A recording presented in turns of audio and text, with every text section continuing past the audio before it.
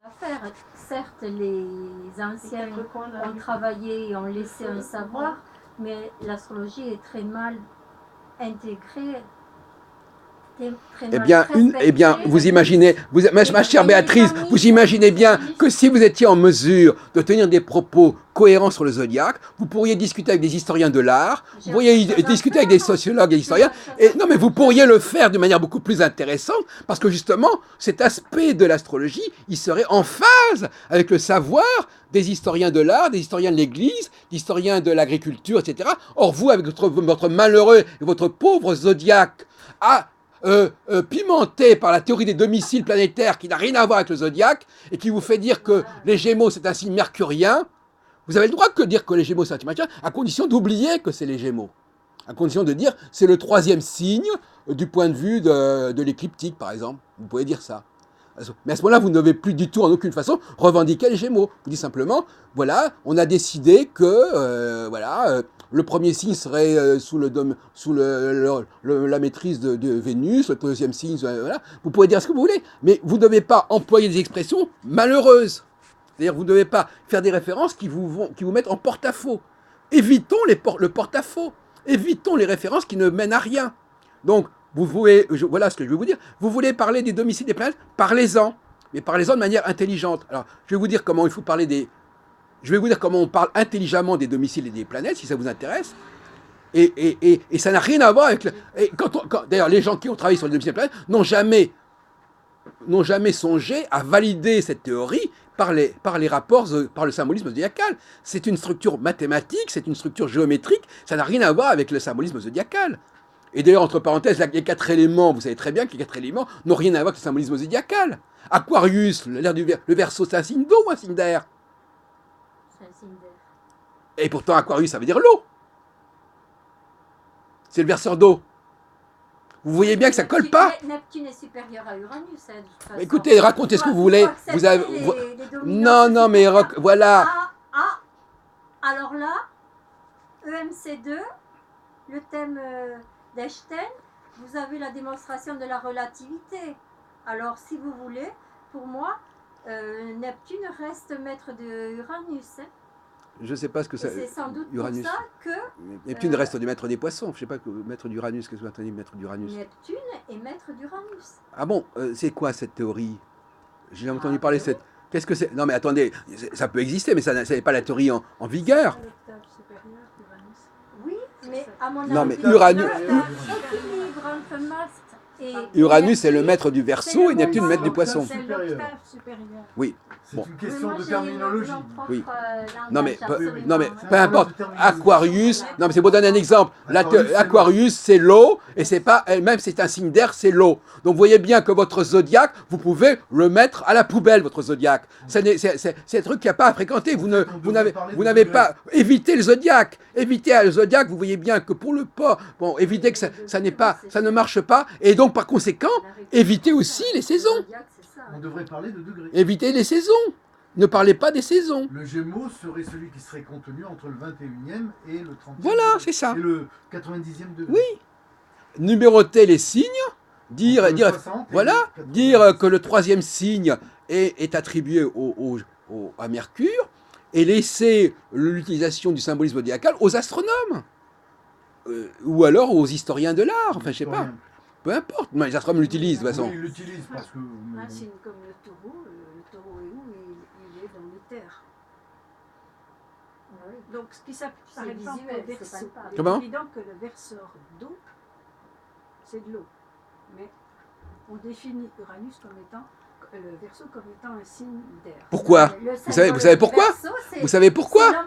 Mais non, mais c'est pas pour ça. C'est une systémique. C'est une systémique. Feu, terre, aéro, feu, terre, aéro, feu, terre, aéro. Ça tombe comme ça, c'est tout. C'est pas la peine de chercher. C'est pas. Vous des écrits que j'ai fait en astrologie, comment? avec le verseur d'eau et tout ça. J'avais écrit plein de choses. C'est intéressant, ça. Et vous savez pourquoi? Et entre parenthèses, vous savez pourquoi il y a un signe qui s'appelle le verseur d'eau? Attendez, est-ce que vous savez pourquoi? Vous savez que Paul Lecourt disait que c'était Ganymède. Pourquoi je vais vous poser la question, Béatrice. Pourquoi y a-t-il un signe zodiacal qui s'appelle le verseur d'eau? Et pourquoi ce verseur d'eau correspond-il au mois d'hiver? puisque vous êtes si intéressé par les saisons, quel rapport y a-t-il entre Aquarius et les mois d'hiver? Moi, je peux vous l'expliquer. Mais nous avons, Comment? nous avons d'eau l'hiver. Ben, c'est la neige qui fond. Bon, écoutez, quoi. bon, alors, attends, C'est bon. la neige qui se... Oui, c'est ça, oui. Non, mais pourquoi pourquoi le verseur d'eau?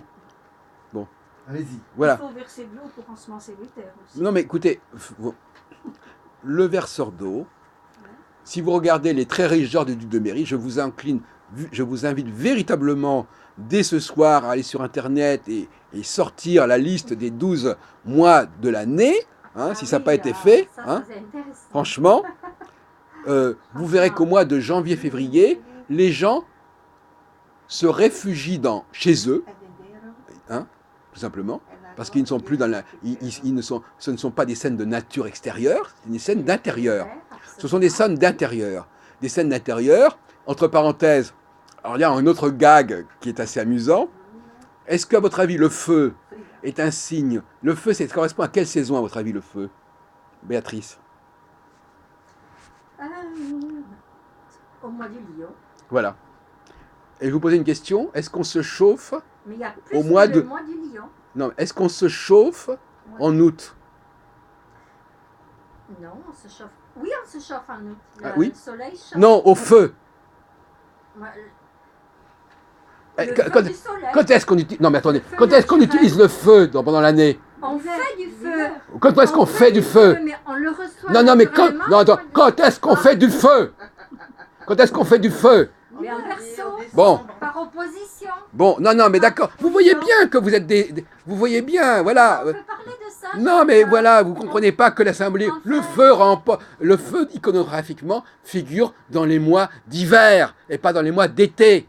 Oui, mais là, tout est relatif. Non, mais écoutez, Le mais feu soyons naturel simples. n'est pas au mois d'hiver. Comment? Le feu naturel n'intervient pas au On mois parle d'hiver, on selon parle l'altitude. d'anthropologie, on parle de société. Moi, je parle Les, de les sciences gens. naturelles. Non, mais vous faites dans la grande symbolique comme ça, là, là, là. On vous parle de choses très simples. Vous voulez que l'astrologie soit de plein pied avec les disciplines comme l'anthropologie, la sociologie, l'histoire de l'art, etc. Voilà, le feu, c'est utilisé l'hiver. C'est une banalité. On croirait vraiment qu'on est en plein débilité là. C'est une évidence totale. Bon. Et pourquoi le Verseau? Parce que l'hiver, et vous avez dire un rapport avec le battleur du tarot. Ouais. L'hiver, parce que dans le battleur du tarot, il y a aussi, d'ailleurs c'est amusant cette table, sur le battleur du tarot, il y a une table où il y a un récipient. Ouais. D'ailleurs ça correspond aux coupes dans le tarot. Ouais. Bon. Il y a les 4 facteurs dans le tarot. Il y a les Bon. 4, le bâton, etc. Si vous regardez les scènes, ce sont des gens qui sont, les scènes donc d'intérieur, ils sont assis autour d'une table. Ils sont assis autour d'une table, il y a un grand feu de cheminée, ils font bombance, c'est l'hiver, et on leur sert à boire. Et Aquarius, c'est celui qui sert à boire. Et il y a un dicton qui dit en janvier, traduction, hein, en janvier, l'eau gèle dans la cruche. Oui, mais je ne sais pas ce que vous en tirez de Ouais, ça. l'espagnol, hein. Bon, d'accord. Bon. Bah, ils sont directement liés aux travaux des champs, hein, les dictons des mois. Non, écoutez, je sais pas. Bon, vous êtes gentil, Véronique, mais il y a des Mais moments, on voit pas très La bien. cruche, c'est celle qui sert à boire. Oui, d'accord, non, mais d'accord, mais bon, très bien. Il y a des moments où vous manquez une occasion de vous taire. Hein. Excusez-moi de vous le dire. Non, non, mais c'est vrai, il faut dire les choses gentiment. Hein. Bon, donc, effectivement, là, voilà, les chansons des dieux, c'est parce que c'est un serviteur qui sert à boire aux invités du maître qui reçoit chez lui en hiver. On est bien chauffé, on n'est pas en train de se geler à l'extérieur. Voilà la raison d'être de ce Aquarius. Voilà, c'est les chansons. Bon, voilà, ça, c'est des choses qui font partie de la culture astrologique que vous devriez avoir. Et si vous avez cette culture, vous feriez attention à ce que vous dites. Et je vous répète encore une fois, je reviens là-dessus, la référence des entrées des planètes dans les signes zodiacaux n'est pas pertinente sur le plan de la pensée astrologique. Je suis désolé de vous le dire. Vous pourriez nous parler d'une conjonction de telle et telle planète, je pourrais l'entendre parce que c'est visuel. Vous pourriez me parler, ce que vous ne ferez pas, d'une conjonction d'une planète avec telle étoile fixe, c'est entendu. Mais, et je dis ça aussi pour Denizua, vos entrées de planètes dans une des 12 divisions du zodiaque, que vous le calculiez par la méthode A, B ou C, c'est du pipeau. Voilà. Bon, maintenant, vous allez me dire que ça marche, mais c'est du pipeau. Parce que c'est pas ce qu'il y a de plus intéressant en astrologie. Et les astrologues et des astrologues comme Barbeau, avec lequel je n'ai pas les meilleures relations du monde, mais que je salue parce que je considère que c'est comme un grand maître, ont parfaitement compris que l'avenir de l'astrologie n'était pas dans cette relation d'entrée des planètes dans les signes. C'est quand même incroyable. Il a milité toute sa vie pour éviter ça. Tous les gens qui travaillent sur les 4 éléments voulaient éviter le zodiaque. Tous les gens qui ont travaillé sur les domiciles des planètes ont voulu éviter le zodiaque. Et voilà le zodiaque qui revient de plus belle pour marquer, pour devenir la base même de l'astrologie mondiale de 2016. Mais c'est pas lamentable, ça? C'est invraisemblable. Alors, donc, c'est pour ça que je réponds à monsieur. C'est une réflexion qui trahit un désir de simplification, parce que cette histoire de zodiaque fait polémique partout. On l'a vu tout à l'heure encore dans nos discussions.